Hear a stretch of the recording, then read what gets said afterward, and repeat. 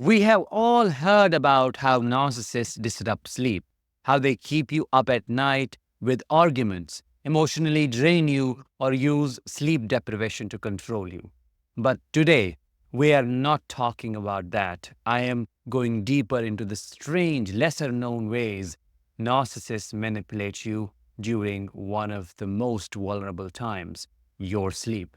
These aren't just random actions, they are calculated, methodical tactics to keep you mentally, emotionally, and even physically under their control.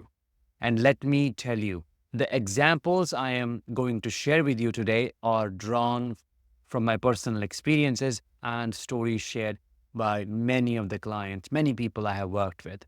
So if you have ever felt unsettled in your sleep around a narcissist or questioned the weird behavior they have shown in the bedroom, you are going to want to stay until the very end. Let's get started. I am Danish, a narcissistic abuse recovery professional. Welcome to my channel. Number one, they force you to sleep facing them. This may seem harmless at first, but when a narcissist insists you sleep facing them every night, it's not about intimacy, no, or closeness. It is about control. They want to keep you under their gaze, even when you are unconscious. Think about that, because it's their way of monitoring and dominating your presence 24/7. When you are asleep, you are at your most vulnerable. By forcing you to sleep facing them, they are ensuring you remain aware of their presence, never feeling free, not even in the comfort of your bed. Imagine being told that if you turn away, you're being distant or cold. In reality, it's not about you being distant. It's about them needing to see you, to control your every move, and to invade your personal space, even as you try to rest. This constant invasion starts messing with your mind, making you feel as if you need their approval for something as simple as how you sleep. It is their way of showing you that there is no escape from them, even in your most vulnerable moments. Number two, they force you to sleep unclothed. Now, this one is disturbing. Some narcissists may demand that you sleep unclothed, and while they might frame it as wanting more intimacy or closeness, the reality is much darker. Forcing you into this vulnerable state is all about stripping you, literally, of your sense of security. When you sleep unclothed, you are exposed, defenseless, and vulnerable. And that is exactly how they want you. Narcissists crave control, not just over your thoughts and emotions, but over your physical being. Forcing you into this state reinforces the power dynamic they thrive on. You are no longer protected, even by the barrier of clothing, and that reinforces the message they want you to internalize. You are not safe. You are in my control. I own you. It's dehumanizing, and the psychological impact of that kind of vulnerability can be massive. Number three, they keep you busy with mundane stuff. This one gets under your skin slowly. A narcissist will give you trivial things to do just before bed to stop you from resting. They will ask you to cook them a meal late at night or demand that you scratch their back for hours. It's not about the task itself.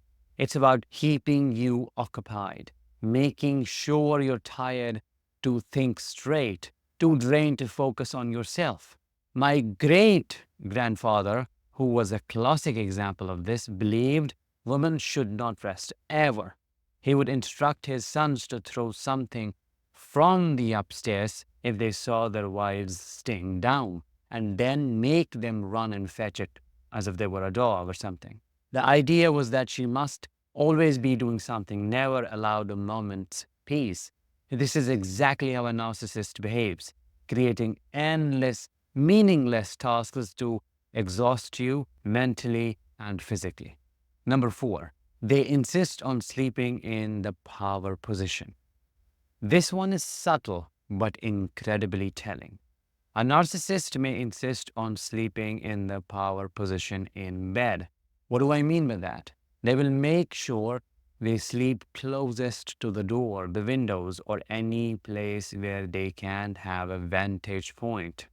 Now, you might think, oh, maybe they just want to be the protector. No, this isn't about protection. It's about maintaining control over the environment. Sleeping in the power position gives them a sense of superiority and dominance even when they're not doing anything. It is a psychological game.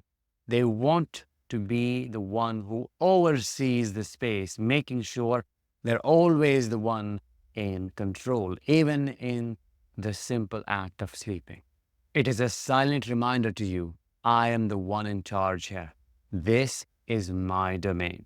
Now, don't get me wrong. Some survivors of narcissistic abuse may want to be close to exits because they want to feel safe, not overpower somebody. Let's not mix the two.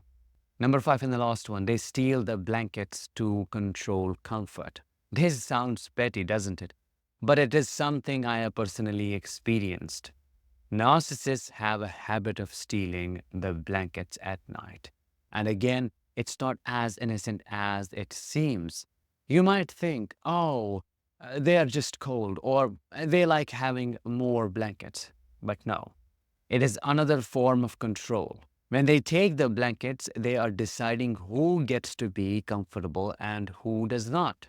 You are left shivering, uncomfortable, and restless while they sleep soundly. It is symbolic of the entire relationship dynamics. Your needs come second to theirs.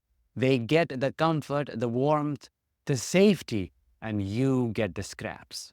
My parents would fight over blankets every single damn night. My mother would always complain that my father would pull the blankets away, leaving her cold and in pain. She would wake up in the middle of the night, shivering, while he slept peacefully. My father, of course, would act like it was no big deal, dismissing her discomfort. But it was a big deal because it wasn't just about the blanket. It was about who got to feel cared for and who had to just suffer. This constant state of discomfort keeps you off balance, even in your sleep, which is exactly where they want you.